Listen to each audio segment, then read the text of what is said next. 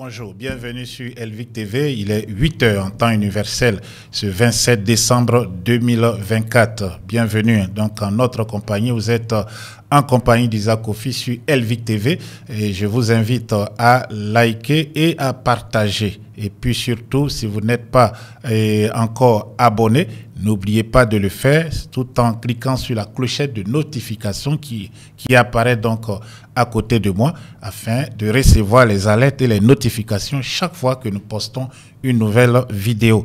Sans trop tarder, donc, nous rentrons dans le vif du sujet. Nous sommes en fin d'année 2024. L'année 2025 s'annonce très mouvementée en Côte d'Ivoire. C'est une année électorale afin de choisir le président de la République de Côte d'Ivoire, la plus grande économique de l'Afrique de l'Ouest francophone. Et comme on le sait, les élections en Côte d'Ivoire, c'est toujours donc des sources de tensions, des morts, des blessés et des désolations dans les familles. Cette année, on voit donc qu'avec les derniers développements, cette élection sera encore plus concourue et encore donc plus tendue avec la présence d'acteurs politiques qui veulent coûte que coûte donc accéder à la magistrature suprême. C'est le cas d'Alassane Dramane Ouattara, mais aussi de Jean-Louis Billon qui depuis donc l'époque du président Henri Konan Bédié a exprimé son désir d'être candidat du PDCI-RDA. Je rappelle que Jean-Louis Billon provient du RDR-RHDP. C'est donc quelqu'un qui a milité dans presque tous les partis politiques en Côte d'Ivoire.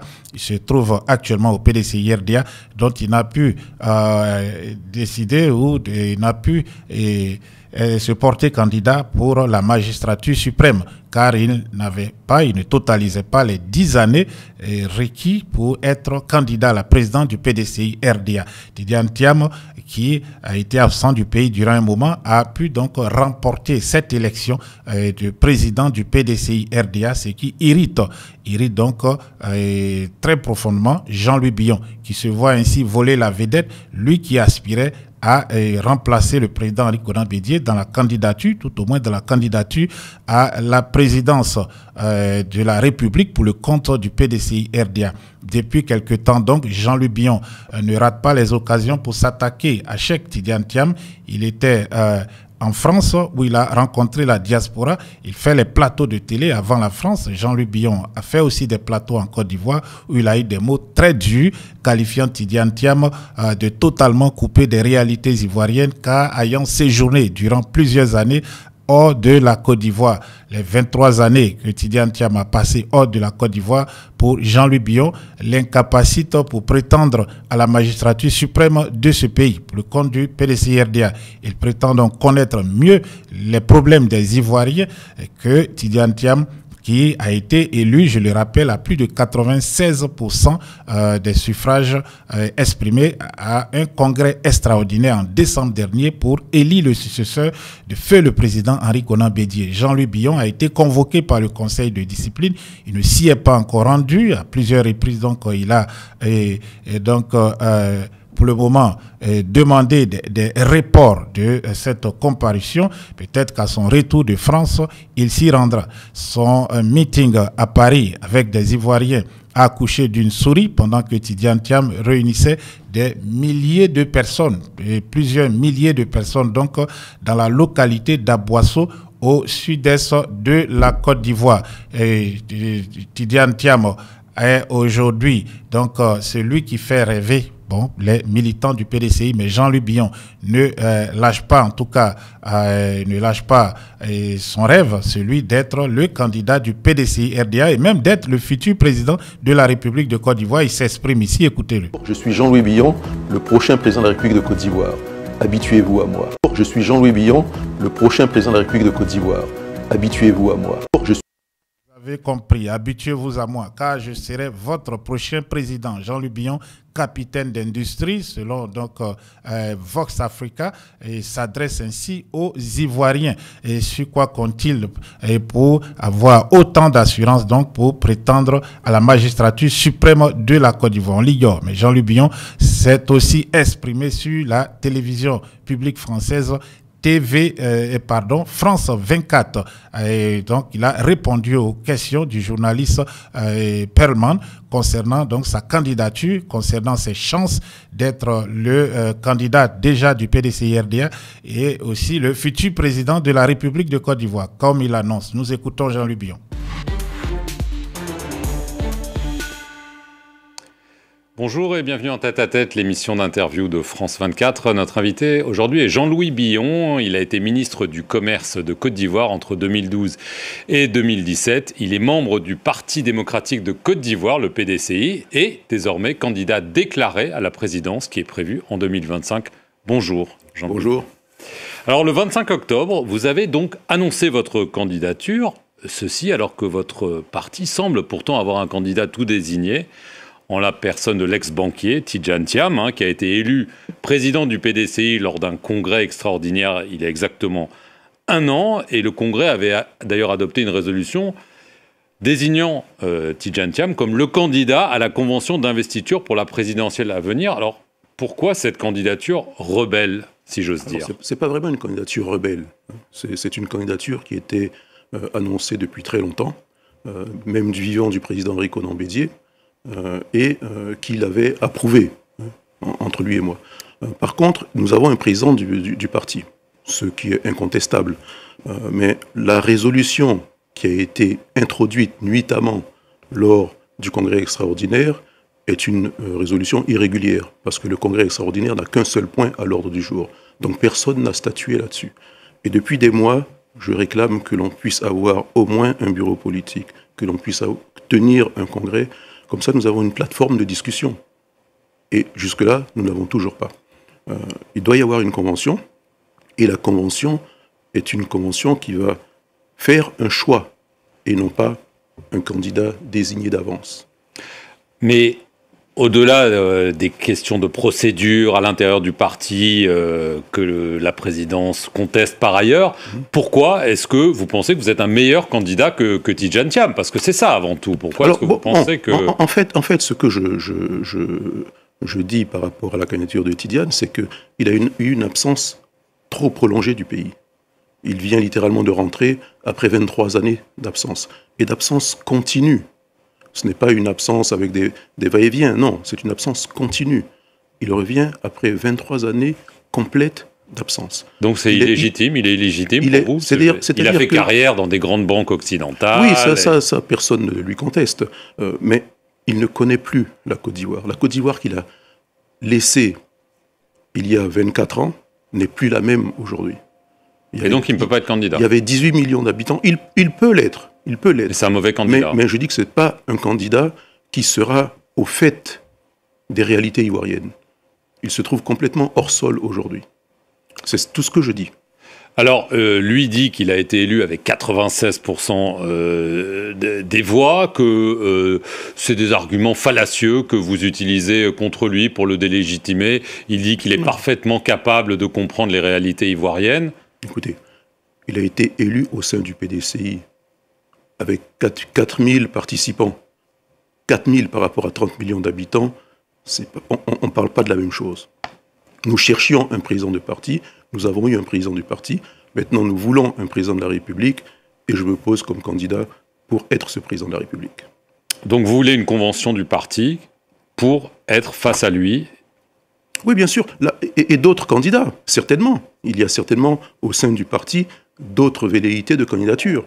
Mais il faut qu'on fasse les choses dans les règles de l'art. Mais lui a dit que cette convention aura bien lieu, que vous ne devez pas vous inquiéter, que vous en faites beaucoup, la convention aura lieu, vous êtes pas sûr ? Oui, c'est maintenant qu'on le dit. C'est maintenant qu'on le dit. Il a fallu tout ça pour que ça finisse par être dit. Sinon, il y en a même encore qui disent qu'il y a cette résolution de l'article 3 du Congrès extraordinaire. Et il fallait clarifier les choses. Depuis le départ, je demande, dans mon parti, qu'il y ait une plateforme de discussion. Et la plateforme naturelle, c'est le bureau politique. Ensuite, c'est le congrès. Il ne faut pas économiser le congrès. Nous n'avons pas eu de congrès depuis plusieurs années déjà, plus d'une décennie. Et c'est le congrès qui fait le bilan entre deux congrès et qui nous met en perspective. Et c'est important pour un parti politique. Alors, un des arguments de Tidjane Thiam, c'est ça ne sert à rien de faire la convention tant que le candidat du pouvoir, le candidat du RHDP, n'a pas été désigné. Est-ce que ça, c'est un argument valable, selon vous? Non, pas vraiment, parce que de toutes les façons, le RHDP aura un candidat. On doit s'apprêter à affronter le candidat du RHDP, quel qu'il soit. Qui sera-t-il? Est-ce que ce sera, selon vous, selon vos informations, Alassane Ouattara? Il y a toujours un point d'interrogation. Il n'a pas encore lui-même dit qu'il serait candidat. On entend des membres de son parti annoncer sa candidature, mais tant que lui-même n'a pas dit « je suis candidat », nous sommes dans l'attente. Mais ce qui est certain, c'est que le RHDP aura un candidat, que ce soit Alassane Ouattara ou un autre. Alors, le PDCI est désormais dans l'opposition. On sait que l'opposition essaie de se coordonner, peut-être pas pour avoir un candidat unique, mais sur la question des élections. Est-ce que vous êtes, vous aussi, parmi les inquiets sur la liste électorale, sur la commission électorale, et vous estimez que les conditions de transparence de l'élection ne sont pas réunies à l'heure actuelle? Personnellement, j'ai toujours critiqué la commission électorale indépendante en estimant qu'elle n'était pas indépendante parce qu'elle était gérée par les partis politiques. J'ai toujours critiqué le mode d'inscription sur la liste électorale parce qu'on ouvre à un moment donné et on referme très vite, alors que ça devrait être automatique. Il faudrait qu'on ait une commission véritablement autonome et indépendante, que le président de la commission soit auditionné par un collège de parlementaires et non pas nommé par le président de la République. Pareil pour d'autres présidents d'institutions. Mais bon, tout ça, ça fait partie de mon projet de société. Alors, est-ce que parmi les controverses qu'il y a le fait que l'ex-président Laurent Gbagbo, son ex-ministre Charles Blé Goudet, qui ont des condamnations à 20 ans de prison que eux estiment politiques et caduques d'ailleurs, ne sont pas en mesure de se présenter à l'élection présidentielle. Est-ce que c'est normal selon vous ou est-ce que c'est une anomalie et qu'il faut que cela soit changé? Pour la cohésion sociale en Côte d'Ivoire, il faudrait qu'on tourne la page de la crise ivoirienne. Et je pense que Laurent Gbagbo, Charles Blé Goudet, Guillaume Soro devraient pouvoir rester en Côte d'Ivoire, retrouver tous leurs droits civiques et pouvoir participer à la vie sociale, politique de la Côte d'Ivoire. Ça, c'est un avis personnel. Ils ont des partisans, ils ont quand même des personnes qui comptent sur eux, et il serait normal qu'ils puissent participer. Je pense que Laurent Gbagbo, aujourd'hui, se bat pour sa légitimité, et c'est son droit de le faire. Vous avez aussi mentionné Guillaume Soro. Alors, Laurent Gbagbo, Charles Blé Goudet sont rentrés en Côte d'Ivoire. C'est pas du tout le cas de Guillaume Soro. Il y a des accusations très graves qui pèsent contre lui. Vous estimez que lui aussi doit faire l'objet d'un geste de la part d'Alassane Ouattara? Je pense que oui. Je pense que oui. Ce sont des acteurs politiques qui ont été acteurs, victimes, tout ça de la crise ivoirienne. Nous sommes sur la scène ivoirienne depuis une vingtaine d'années, eux, moi et d'autres. Et on va arriver en 2025. Personnellement, je pense que ça doit être le tour d'une nouvelle génération. Mais il faudrait que tous les acteurs soient présents afin qu'on ne sorte d'aucune contestation et d'aucune frustration pour le futur. Parce que ce sont les injustices et les frustrations qui nous ont amenés à la crise ivoirienne. Il y a encore beaucoup de sujets que l'on doit traiter et il faudrait que tous les acteurs soient présents et que tous les avis soient donnés. Est-ce qu'il faudrait une candidature unique de l'opposition, étant donné les différences idéologiques entre votre parti et celui de Laurent Gbagbo, par exemple, c'est illusoire et qu'il vaut mieux être clair et honnête avec les électeurs dès le départ? Oui, mais nous avons un parti qui est un parti de droite, le PDCI, c'est ce que je veux dire, un parti de gauche avec le PPACI et d'autres partis. Il est difficile de concilier des forces centrifuges comme ça. On peut avoir un accord électoraliste pour remporter l'élection et après voir comment on s'entend pour la gestion du pays. C'est toujours plus compliqué. Mais c'est illusoire de croire qu'on puisse avoir une candidature unique. Il y a trop de fortes personnalités qui composent la vie politique ivoirienne pour penser qu'on peut avoir cette candidature unique. Alors, vous êtes donc lancé dans la course. On voit que ça va être difficile déjà pour obtenir l'investiture du PDCI, étant donné la situation. Si vous n'y arrivez pas, est-ce que vous envisagez une candidature indépendante ou est-ce que un ticket avec Tidjane Thiam comme vice-président ou Premier ministre est quelque chose que vous accepteriez? Un ticket avec Tidjane Thiam serait très bien. Le problème, c'est lequel de nous deux va mener la locomotive. Si c'est lui. Et je pense que si c'est moi, nous avons plus de chances de l'emporter, et si c'est lui, nous avons plus de chances de perdre. C'est deux approches différentes. Maintenant, vous me posez la question par rapport à la convention. J'ai toujours dit, si cette convention est menée en toute transparence et que nous participons dans la commission électorale de cette convention, il n'y a pas de problème. Je peux accepter le résultat. Mais si jamais elle est entachée d'irrégularités dès le départ, je le saurai très vite. À ce moment-là, j'envisage toutes les possibilités. Voyez-vous, j'ai été convoqué... Dont celle d'être candidat, quand même. J'envisage toutes les possibilités. J'ai été convoqué par le conseil de discipline. Du parti. Je ne sais pas pourquoi. On m'a dit que je portais atteinte à l'unité du parti, mais bon, c'est pas parce que vous faites des réunions dans votre coin tout seul, sans même porter la chemise du parti, que l'on peut dire que vous portez atteinte à l'unité du parti. Et je suis le seul que l'on convoque sur ce sujet, alors que d'autres le font. Pourquoi? Donc, je pense que déjà, c'est en vue de me fragiliser pour la convention. Donc, ça part pas très bien. Mais nous sommes en politique. Tout est rattrapable. Vous irez devant ce conseil de discipline où vous pensez que... Nous sommes un parti de dialogue dont tout est rattrapable. Oui, il suffit qu'il me donne une date acceptable pour moi et j'y serai. Merci beaucoup Jean-Louis Billon d'avoir répondu aux questions de France 24. Vous êtes donc sur Elvic TV, Jean-Louis Billon qui s'exprimait sur France 24. Il a répondu à plusieurs questions. On voit qu'il est de plus en plus modéré car je crois qu'il a obtenu ce qu'il cherchait, une déclaration publique du dirigeant actuel du PDC-RDA dit qu'il sera à la convention. Jean-Louis Billon insiste néanmoins toujours qu'il peut contester les résultats ou qu'il verra si il considère qu'il a été abusé à la convention. De quoi parle-t-il? On a écouté sur le plateau de NCI monsieur Arthur Banga insinué que le PDC-RDA est un parti de tricheurs, de fraudeurs qui aurait imposé le président Tidjane Thiam, et à la suite donc de ces arguments, Jean-Louis Billon aussi pourra contester probablement demain les résultats de cette convention à venir et peut-être donc saisir la justice, mettre ainsi le parti en difficulté. Que se passera-t-il? Nous sommes donc dans l'attente. En attendant, Jean-Louis Billon, comme je le disais tantôt, a une carrière politique un peu, on va dire, une carrière politique de voyageur. Il a ainsi été proche à un moment de sa carrière politique du PPACI actuel ou du FPI à l'époque du président Laurent Gbagbo particulièrement. Ensuite, il est allé en candidat indépendant à la mairie, donc aux élections municipales de 2021. Et ensuite, en 2013, il a représenté le RDA, RHDP, RDA, comme ce parti s'appelait à l'époque, aux élections locales, toujours en tant que président du conseil régional du handball.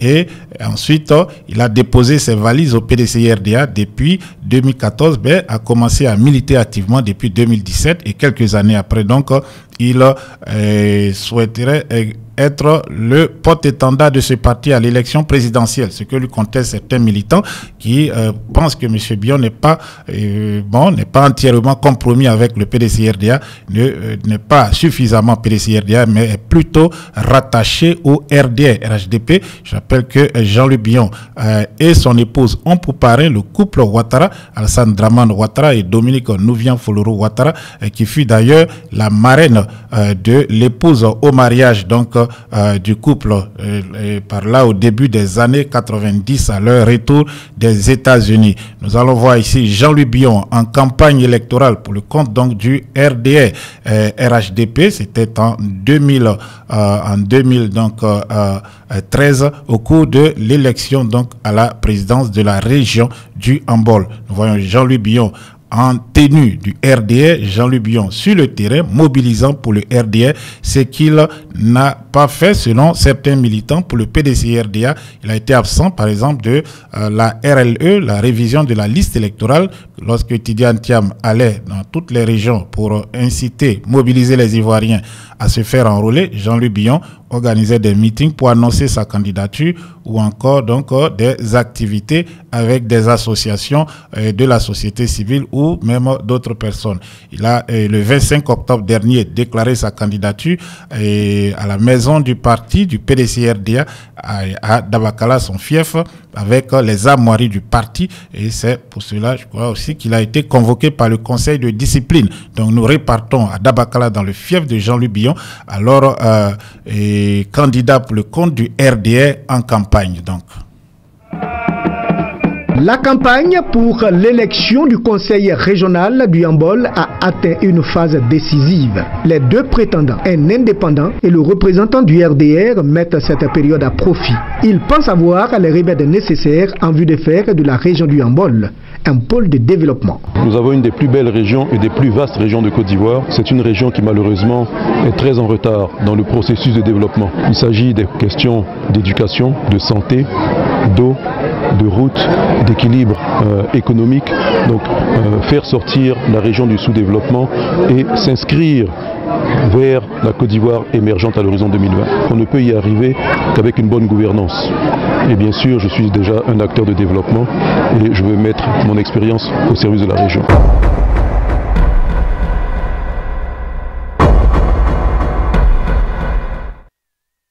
Jean-Luc Bion, donc candidat pour le compte du RDS, c'était en 2013 pour être le président de région donc du Yambol.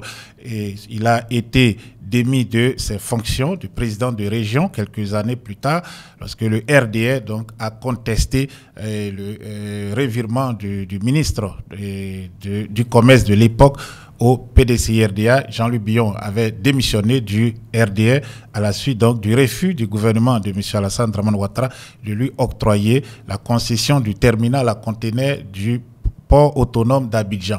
Jean-Luc Bion a claqué la porte du parti et tout en restant au gouvernement a commencé à militer au PDC-RDA et ensuite il a été chassé du gouvernement en 2017 et le gouvernement, donc certains ministres, Ahmed Bakayoko le disait, si il était démis de ses fonctions, on dirait que c'est parce qu'il a contesté, alors il est resté en poste, mais il avait été assez donc mis à la touche. Il n'était plus, par exemple, partie prenante dans les décisions économiques importantes du pays. Étant ministre du Commerce, il devait participer à la lutte contre la vie chère, mais son département avait été donc réduit à au strict minimum. Jean-Luc Bion, par exemple, ne participait plus sur les questions, par exemple, de financement des petites et moyennes entreprises, des financements d'entreprises publiques et une chasse aux sorcières contre son entreprise ou l'entreprise familiale Sifka avait été lancée par le régime du RDR. Tout ce qui a conduit Bion donc à rejoindre le PDC-RDA et donc le président Henri Konan Bédié, qui connaît la famille Bion depuis très longtemps. Le président Bédié est d'ailleurs un des associés et un très grand ami du père de Jean-Louis, M. Pierre Bion. Nous allons écouter aussi le ministre Ahmed Bakayoko, feu Ahmed Bakayoko, qui fut aussi Premier ministre de Côte d'Ivoire, ministre de la Défense à l'époque, dans les années 2013-14, et dans le même gouvernement que Jean-Luc Bion, qu'il attaque violemment sur le plateau de la télévision publique ivoirienne. Troisièmement, je le dis quand même, je pense que mon collègue et ami est mal placé. Il est mal placé parce que d'abord il est membre du gouvernement, il est ministre du Commerce, sa famille est impliquée dans l'appel d'offres à travers Movis, parce que tout le monde sait que le groupe c'est le groupe Sivom, mais ils ont inversé le nom. Quand vous inversez Sivom, ça s'appelle Movis, c'est son frère qui est le DG.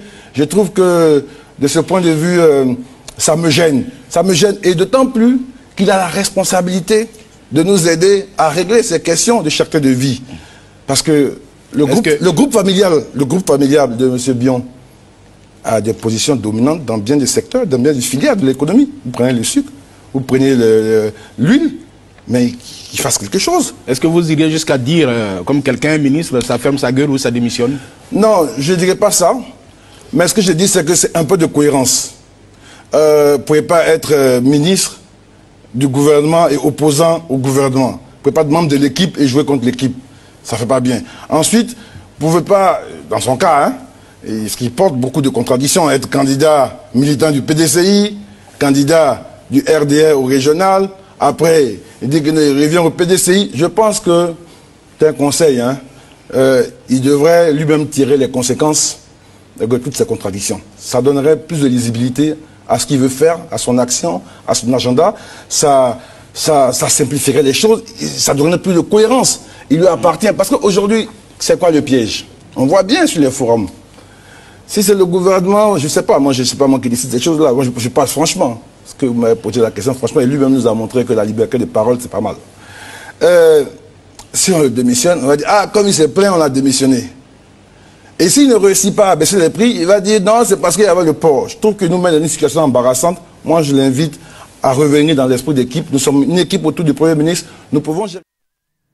Voilà, vous avez donc écouté le Premier ministre, à l'époque ministre de la Défense, qui s'attaquait à Jean-Louis Billon, qui dénonçait l'attitude déloyale de Jean-Louis Billon avec le reste du gouvernement. Jean-Louis Billon fut donc démis en 2017 à la faveur d'un remaniement gouvernemental, un remaniement de gouvernement donc qui vit l'arrivée d'un nouveau Premier ministre en la personne d'Amadou Gon Coulibaly, qui sera le candidat du parti au pouvoir et qui décédera dans des conditions donc tragiques en juillet 2020.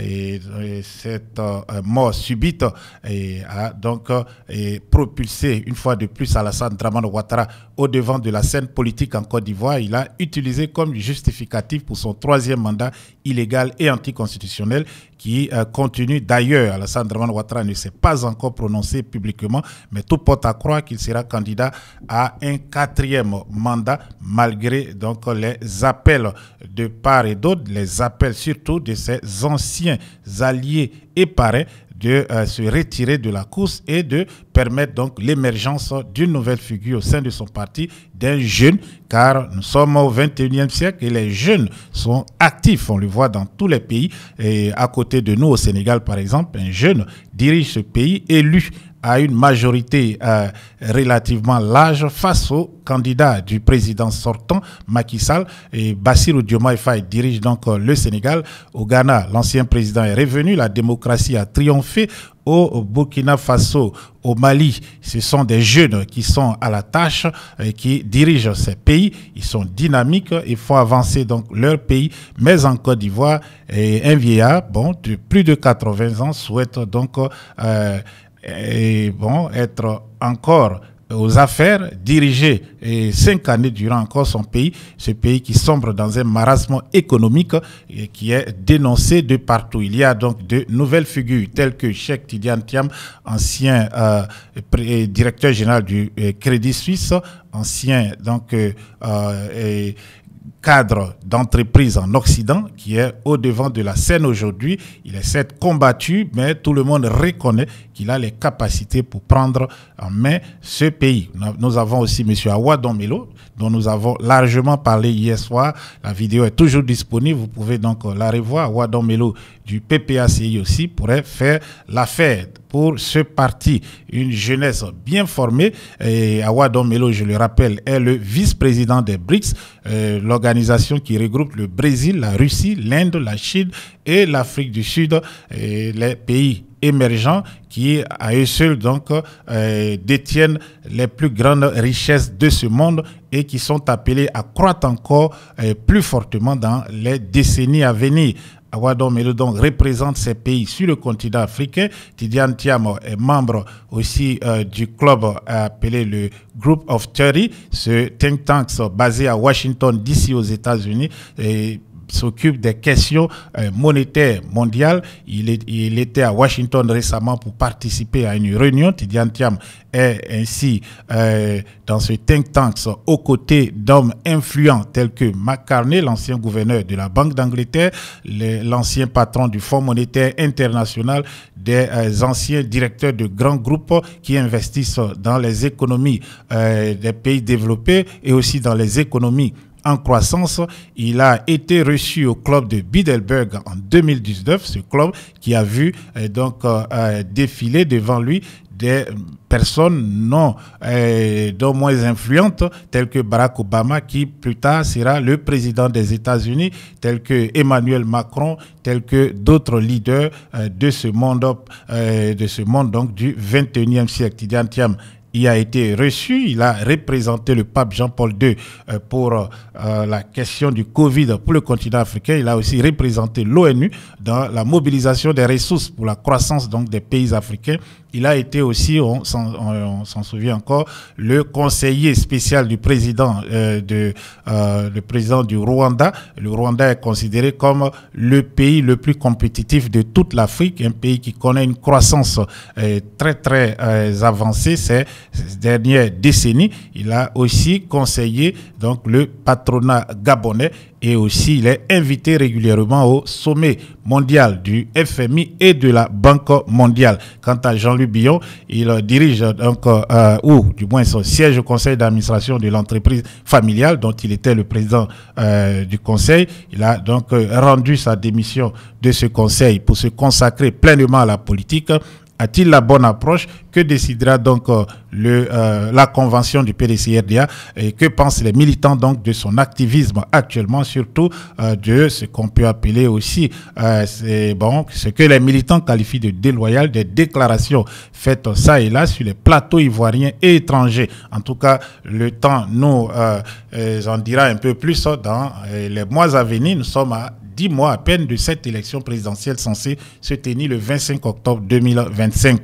Alors, restez en notre compagnie pour ainsi être informé de tout ce qui se passe en Côte d'Ivoire et ailleurs dans le monde. C'était Isaac Kofi depuis le studio pour Elvic TV.